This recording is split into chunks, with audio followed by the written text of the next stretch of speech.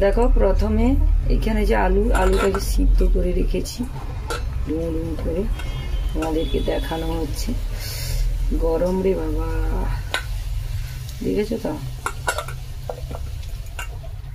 গরম আলুটাকে ভালো করে এইভাবে মাখিয়ে নিতে হবে।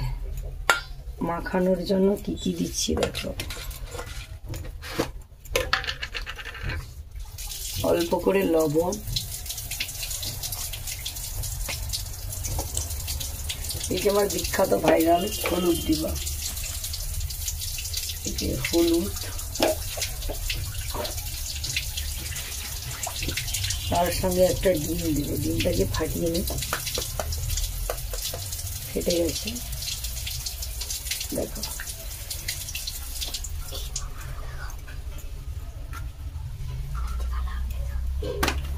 দেখতে পেয়েছো? দিয়ে এটাকে ভালো করে এইভাবে মাখতে হবে।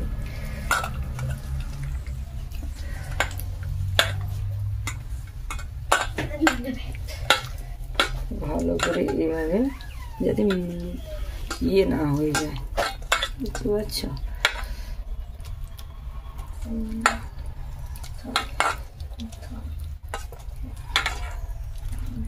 দেখো আমার মাখা কমপ্লিট।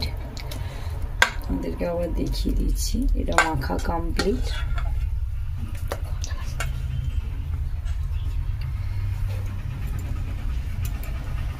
দেখো গাইস, কড়াইটা গরম হয়ে গেছে, তাই তেল দিয়ে দিচ্ছি। তেল দিয়ে একটু নাড়াচাড়া করে দিচ্ছি।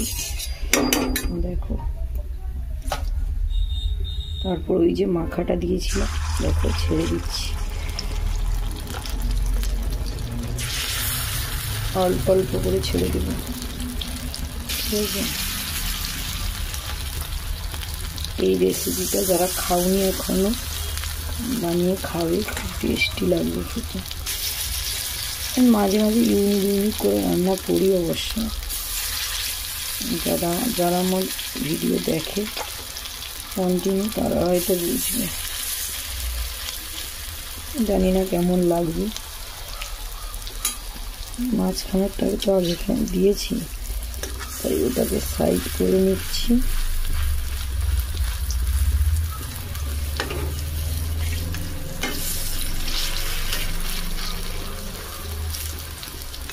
দেখো এক এক করে এরকম করে নাড়াচাড়া করে নিচ্ছি। মনে হয় তেলটা বেশি পড়ে গেছে, তো অল্প তেল দিলে ভালো হয়। আমার তো মনে হচ্ছে বেশি পড়ে গেছে, তার জন্য প্রবলেম হচ্ছে। না কি গো বন্ধুরা? না ভুল বলছি না ঠিক বলছি? কমেন্টে জানাও।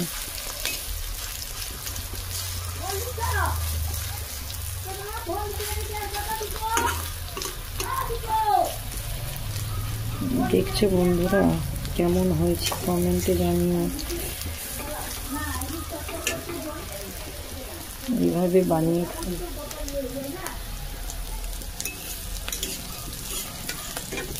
এইভাবে হালকা হালকা পুরো লাল লাল হয়ে যাচ্ছে দেখো।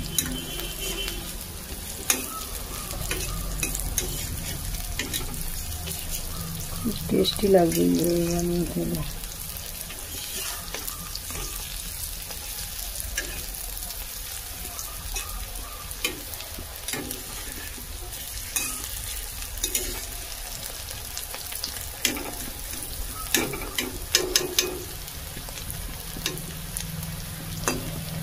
বানিয়ে কেমন লাগছে খেতে, বা কেমন লাগবে খেতে অত ঠিক করে বলতে পারছি না। বর্তমানে বানিয়েছি, কেমন হচ্ছে কমেন্টে জানাবে।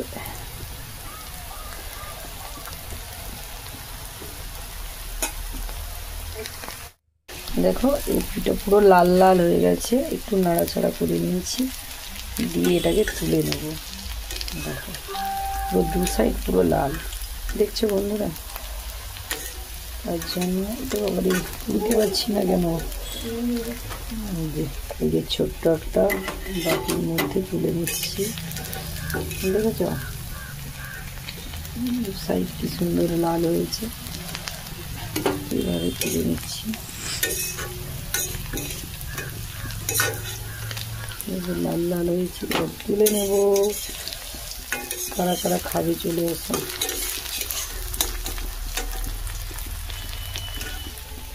বক্সে করে তুলে নিচ্ছি। প্লিজ যদি ভালো লেগে থাকে আমার এই রেসিপিটা কমেন্টে জানাতে ভুলবে না বন্ধুরা।